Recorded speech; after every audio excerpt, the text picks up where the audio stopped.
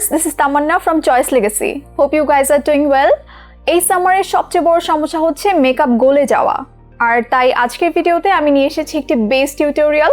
যাদের পোর্সগুলো বড় কিংবা সামারে মেকআপ গলে যায়, তার যদি ফ্ললেস একটা বেস ক্রিয়েট করার হ্যাক জানতে চান, তাহলে এই ভিডিওটি আপনার জন্য।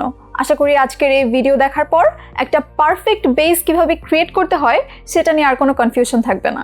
ওকে, দেন লেটস গেট স্টার্টেড। আমি প্রথমেই আমার ফেস খুব ভালোভাবে ময়শ্চারাইজ করে নিব।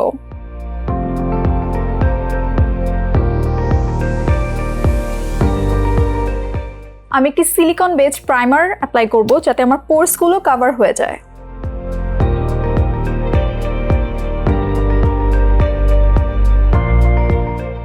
আমি ইউজুয়াল ওয়েতে ফাউন্ডেশন অ্যাপ্লাই না করে আমার ময়শ্চারাইজার এবং প্রাইমার একটা লুজ সেটিং পাউডার দিয়ে সেট করব। আমার পোর্স অলরেডি ইনভিজিবল হয়ে গিয়েছে। এই মেথডটার মেইন পারপাস হলো আপনার ফাউন্ডেশনের জন্য আপনার বেসটা খুব পারফেক্টলি রেডি করে দেওয়া। ফাউন্ডেশন লাগানোর আগে আমি সেটিং স্প্রে দিয়ে নিব।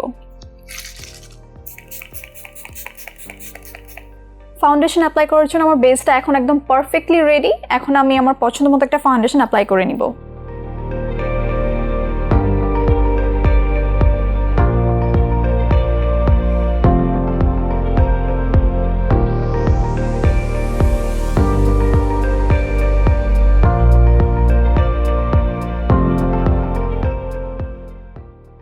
আপনারা যদি ফুল কভারেজ ফিনিশ চান তাহলেও কিন্তু এই মেথডটা ইউজ করতে পারেন, কারণ কোনো কালার কারেকশন ছাড়াই দেখছেন যে আমার সব স্কার্স ব্লার হয়ে গেছে।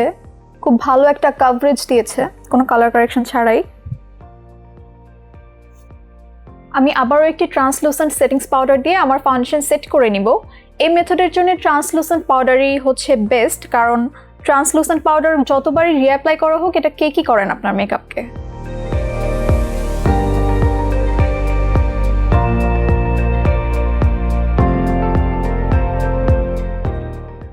So this is my final look. আমি আজকে যে মেথডটা ইউজ করে আমার বেস প্রিপেয়ার করেছি, এই মেথডটার পারপাস হচ্ছে আপনার ফাউন্ডেশনের জন্য আপনার বেসটাকে একদম পারফেক্টলি ফ্ললেসলি ক্রিয়েট করে দেওয়া। তো আপনারা যদি লং লাস্টিং মেকআপ চান তাহলে আপনারা এই মেথডটা ইউজ করতে পারেন। সো ভিউয়ার্স, আজ এ পর্যন্তই। ভিডিও কেমন লাগলো ও ভিডিও সম্পর্কিত কোনো মতামত থাকলে কমেন্ট বক্সে জানাবেন please. Till then, take care and bye by.